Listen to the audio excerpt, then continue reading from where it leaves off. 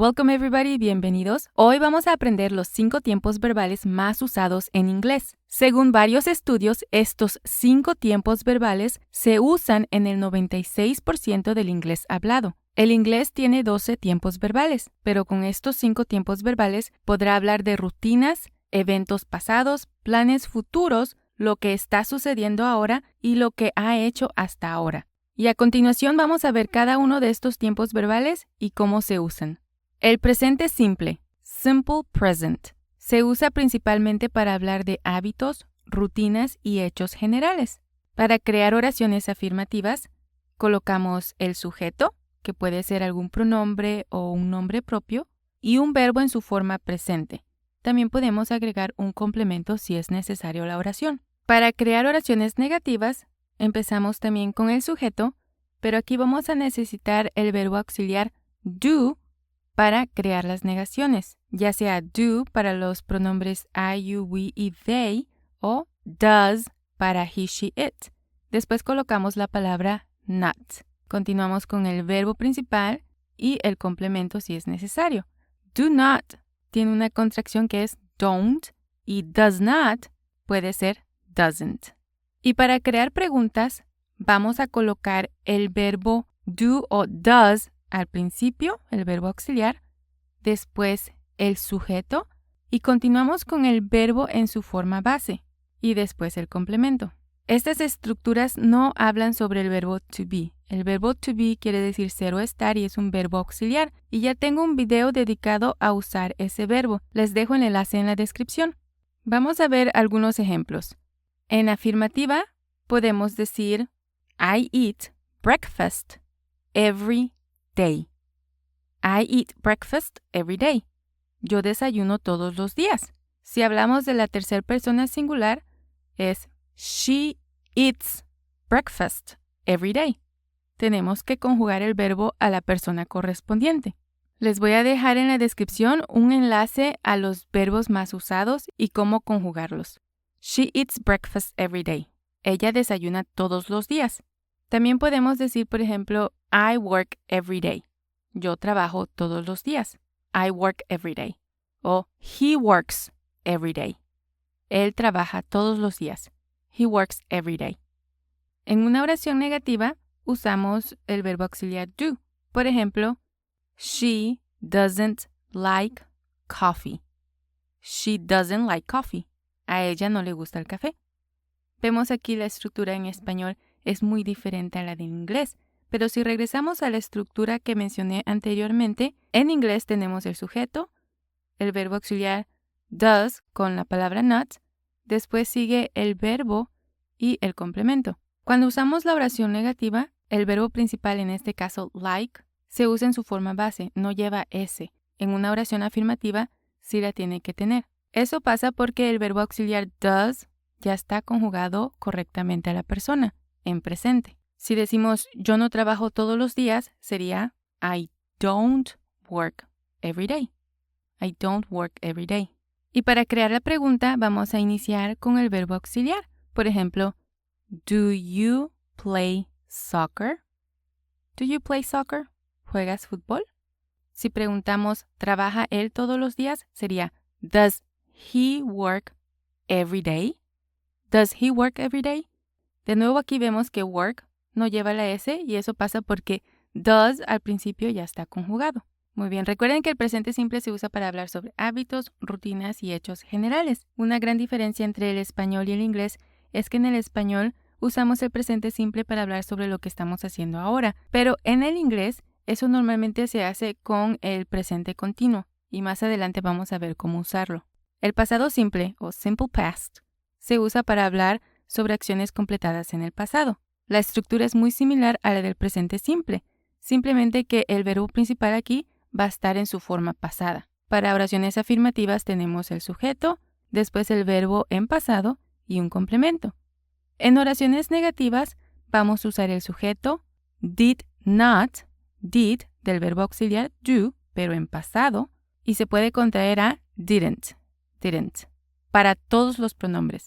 Después el verbo en su forma base y un complemento. Y para crear preguntas vamos a usar did, el verbo auxiliar en pasado, después del sujeto, el verbo en su forma base y el complemento. Por ejemplo, una oración afirmativa es She visited her grandma yesterday. She visited her grandma yesterday. Ella visitó a su abuela ayer. Otro ejemplo es I worked last weekend. I worked last weekend. Trabajé el fin de semana pasado. Para negar, vamos a usar el verbo auxiliar did y ya está en pasado. Por ejemplo, we didn't o did not, we didn't watch the movie. We didn't watch the movie. No vimos la película. Aquí watch está en su forma base. No es necesario cambiar la forma porque el verbo did ya está en pasado. Indica que la oración está en pasado. Otro ejemplo es I didn't work last weekend. I didn't work last weekend. Si lo comparamos con la oración afirmativa, aquí vemos que work tampoco está en pasado, porque didn't ya indica que la oración está en pasado. Y para crear la pregunta vamos a usar did al principio, el verbo auxiliar, después el sujeto. Por ejemplo, did you go to the party? Did you go to the party? ¿Fuiste a la fiesta? Did ya está en pasado. Go está en su forma base. No necesita estar en pasado. Si queremos preguntar, ¿trabajaste el fin de semana pasado? Entonces empezamos con did. Did you work last weekend? Did you work last weekend? Las estructuras del presente y el pasado simple son las más sencillas. Lo que causa confusión es el uso del verbo auxiliar do. Es importante siempre usar do cuando negamos o cuando hacemos preguntas si el verbo no es auxiliar, si el verbo principal no es auxiliar. Ya tengo un video explicando las diferencias y también les dejo el enlace a ese video en la descripción. Pero el inglés tiene verbos auxiliares, incluyendo verbos modales y verbos no auxiliares. Con los verbos no auxiliares tenemos que agregar un auxiliar cuando negamos o cuando hacemos preguntas. Bueno, ahora vamos a ver el futuro simple. Simple future. El futuro simple se usa con acciones futuras, promesas o decisiones espontáneas. Y en este también vamos a usar un verbo auxiliar para crear el futuro simple, que es will. Para crear una oración afirmativa, vamos a empezar con el sujeto, después el verbo auxiliar will, más el verbo en su forma base, es decir, no cambia para ninguno de los pronombres, y un complemento. Para crear oraciones negativas tenemos el sujeto, will, más la palabra not, que se convierte en won't, el verbo en su forma base y el complemento. Y para crear preguntas, vamos a colocar will primero, después el sujeto, el verbo en su forma base y el complemento. Y aquí will va primero porque es un verbo auxiliar. Por eso no necesitamos usar do cuando hablamos sobre el futuro. Por ejemplo, para crear una oración afirmativa, podemos decir I will call you tomorrow. I will call you tomorrow. Te llamaré mañana. Para decir ella trabajará la próxima semana, podemos decir she, ella, will work, trabajará. La próxima semana es next week. She will work next week. She will work next week. También hay contracciones con los pronombres y el verbo will. Esto ya también lo repasé en el video del verbo to be. Para crear oraciones negativas, vamos a usar will not o won't. Por ejemplo, he won't come to the meeting. He won't come to the meeting. Él no vendrá a la reunión. O she will not work next week. Si usamos la contracción es she won't work next week. Ella no trabajará la próxima semana. Pueden notar que los verbos están en su forma base. Work, come, call, no han cambiado. Y una pregunta es, will they travel next week? Will they travel next week? ¿Viajarán la próxima semana? O podemos preguntar, will she work next week? Will she work next week? ¿Trabajará ella la próxima semana? Cuando negamos en el español o creamos preguntas, no cambian mucho de una oración afirmativa, pero en el inglés sí. Tenemos que recordar que hay que usar los verbos auxiliares y para negar tenemos que agregar la palabra not. El cuarto tiempo hoy es el presente continuo, present continuous. El presente continuo se usa para hablar sobre acciones que están ocurriendo en este momento y también planes a futuro con una opción. El presente continuo necesita el verbo to be como un auxiliar. Para crear oraciones afirmativas tenemos el sujeto, el verbo to be en presente, ya sea am, is, are, dependiendo del pronombre, y se usa con los verbos en terminación ing o el gerundio. En realidad es el presente participio, pero son iguales que el gerundio con ing. Y después podemos agregar un complemento. La oración negativa es el sujeto, el verbo to be en presente, correspondiente al pronombre o al sujeto, am, is, are, la palabra not, el verbo ing y el complemento. Y para crear la pregunta, vamos a colocar el verbo to be como verbo auxiliar al principio, ya sea am, is, are, dependiendo del sujeto. Después colocamos el sujeto, el verbo en ing y el complemento. Por ejemplo, una oración afirmativa es She is studying now. She is studying now. Ella está estudiando ahora. Otro ejemplo es I am working today. I am working today. Estoy trabajando hoy. Mencioné que también se puede usar para hablar sobre planes al futuro, y eso pasa cuando el verbo ing es ir, going. Por ejemplo, they are going to the store.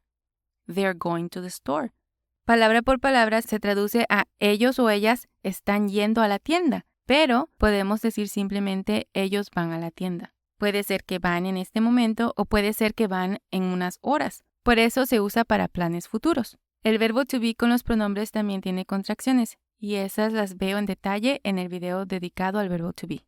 La oración negativa es they aren't watching TV o they are not watching TV. Ellos no están viendo televisión. Aren't es la contracción de are not. They aren't watching TV. Otro ejemplo es I am not working today. I am not working today. No estoy trabajando hoy. Y para preguntas, pues vamos a empezar con el verbo to be. Por ejemplo, are you reading a book?